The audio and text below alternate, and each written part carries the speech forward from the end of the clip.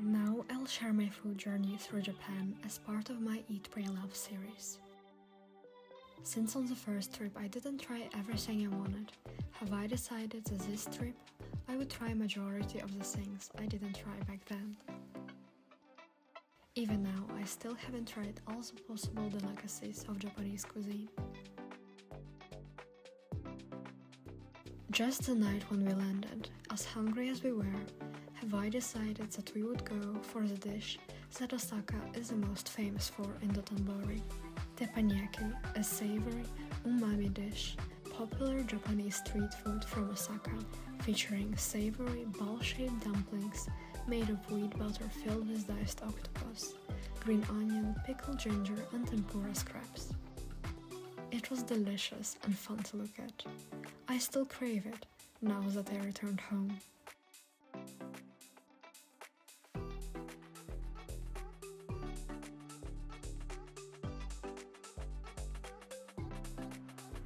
While wandering Arima, we have tried many yummy and simple foods, like wagyu cutlets and spring-boiled eggs, which lovely Japanese locals were very enthusiastic about, convincing me to try despite my initial suspicions, making me force my prejudices away.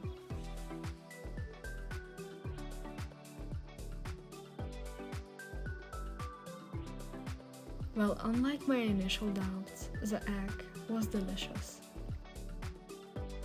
In my opinion, you don't need to book a show cooking experience in Japan, since show cooking is basically surrounding you everywhere you go. When we returned from our previous visit to Japan, we were told that if we haven't been to 7-Eleven, we haven't really been to Japan. So of course, when we finally had the chance, did we enjoy the convenient store-bought food and delicious complimentary hotel Japanese drip coffee. While exploring Kyoto, we wandered into the Shiki market. Unfortunately, as unique as it seemed, it was much more expensive than other places, and a bit of a tourist trap. The locals with whom we stayed did warn us about that though.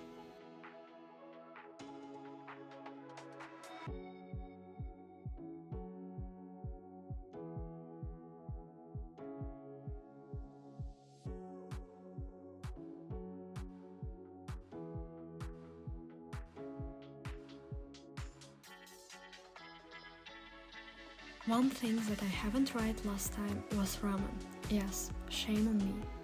This time I learned my lesson and spent hours of my life looking through Google reviews and finally found the ramen walala. I guess I wasn't the only one who did my Google homework. And so we spent nearly 2 hours waiting outside a small restaurant, seeing how some people got frustrated from waiting and removed their names from the reservation spot. People coming and going, cheering when someone's name was called, and then finally your name comes up, and you wave goodbye to the people you spent the last hour with. And as you enter, you directly understand why the waiting queue was so long. As it's just a small restaurant, and the only workers are 2 ladies, cooking, serving, and cleaning.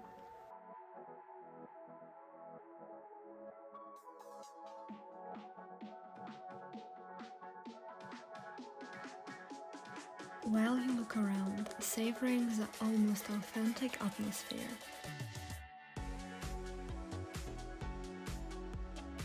Fiddling with spices which you don't know if they are just for decoration.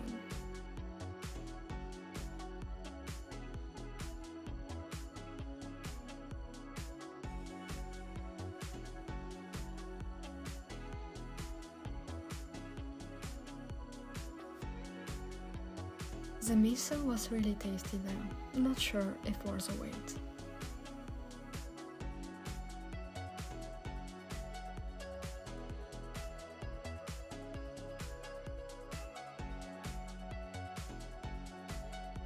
Of course, I am aware of the maid cafes in Japan.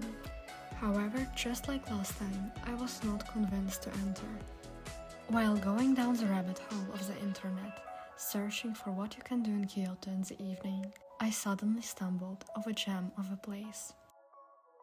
The reviews told us that it's the best place in Kyoto, Some even say as the best place in Japan. And I wholeheartedly agree.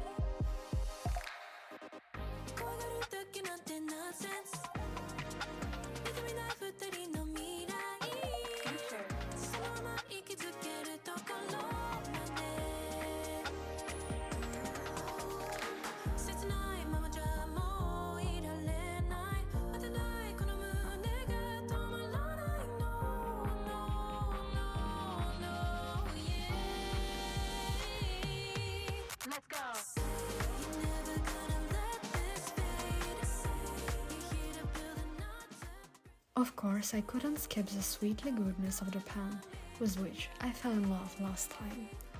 From lattes to ice creams with black season.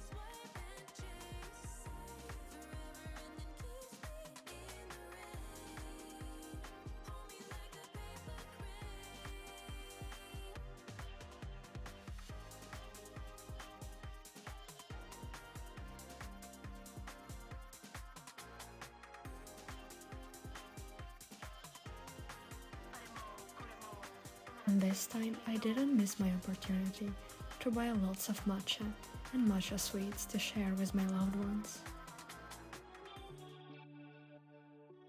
30 minutes from Dotonbori, you enter a quieter place in Osaka. Here, after visiting numerous restaurants with interesting concepts, we have decided on a place which was neatly tucked away and packed with locals. We were served sushi by two sweet gentlemen.